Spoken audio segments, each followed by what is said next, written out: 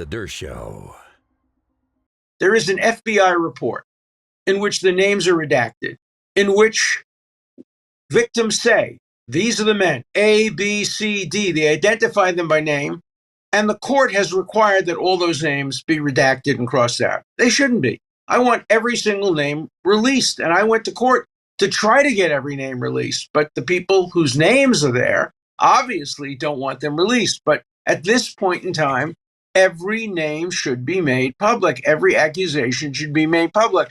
And then the people whose names are on the list should have an opportunity to explain, to deny, to disprove.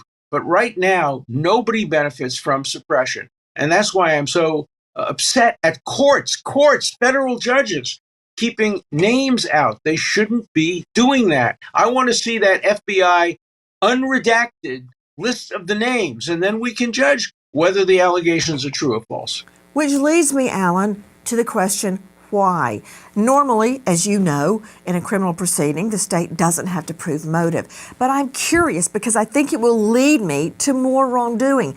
Why do you believe that these names have been suppressed? As you say, redacted, but I think they're being suppressed. They are. They are being suppressed, and they're being suppressed by federal judges. So let's get the federal judges to release every name of everybody and release the name of information that might undercut the claims. I'll give you an example. There's a woman named Sarah Ransom. She's been in the news. Move on to the next point. And my next point is why? Why has this been suppressed? Who is behind this? Let me give you an example. There's a woman named Sarah. She said videotapes of Donald Trump, Hillary Clinton, Bill Clinton, Richard Branson, and others having sex with young children. So she sent hundreds of emails to the New York Post making those allegations. Then she admitted she made the whole thing up. So if you're going to release the accusations, you also have to release the admission that she made it up. So as long as we get the whole picture, innocent people shouldn't be concerned. Guilty people should be concerned. But that's the process of criminal justice, to distinguish between the innocent and the guilty. So please, let's release everything. I have an interest, obviously, because I'm innocent and I want everything out there. Other people have an interest in suppressing it, but the interest in suppressing it shouldn't prevail. The public has the right to know. What I'm so pleased is that President Trump has now said he does want to make sure the Republicans vote to release at least the congressional material. But I also want the government to go in and try to release the judicially suppressed material. Then maybe we can get close to everything. What I want to see is every single document, every videotape, every call, everything out there. Not lawyer-client privileged material if they have a special status, but everything else should be out there.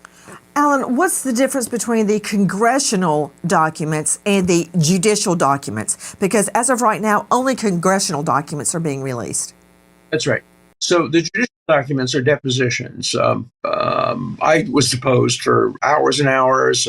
My false accuser was accused for hours and hours. Those have been suppressed, along with everybody else. In the Ghislaine Maxwell case, in other cases, the judges have suppressed, and they've also suppressed grand jury minutes. Now, I don't think grand jury minutes are going to give us very much, because prosecutors, all they have to do is send somebody into the grand jury to describe the evidence. But the depositions are very substantial, and they involve people very close to Jeffrey Epstein. I'm not at liberty to disclose the names of these people because they're sealed, but some of them are extremely close to Epstein, and it would be very, very important to have those documents out there. And I think the judges should release those documents. And they're more, in many ways, at least as important. Alan, before we move on to our other guests for this evening, I'm very, very disturbed by you, and I'm circling back to it, parsing words on pedophilia. I just want to be clear. Your former client, Jeffrey Epstein, pled guilty to solicitation and procurement of a minor, of minors for sex. Whether they're 12, 13, 14, 15, 16, 17, as was the case there, is still a minor in the eyes of the law. And as you know, in other cases, girls as young as 12 have been sent to Lolita Island. That has been documented. Now, in the case where he pled guilty, the victim was not 12, but still a minor, Alan.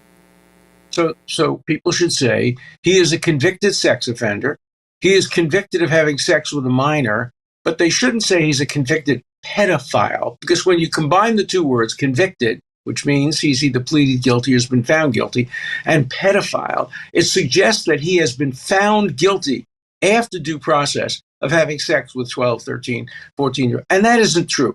What he did is bad enough. I'm not trying to defend him, because it really doesn't make much of a difference. All I'm suggesting is that if you want to be credible, let's get it all straight, and let's make clear that he never pleaded guilty or was found guilty of anything that, according to the Diagnostic and Statistical Manual of the American Psychiatric Association and other medical sources, would label him a pedophile. You could disagree and say it's a question of words. I don't think it makes a big difference. Not disagree with the black and white definition of pedophile, which is an attraction to prepubescent children. Prepubescent.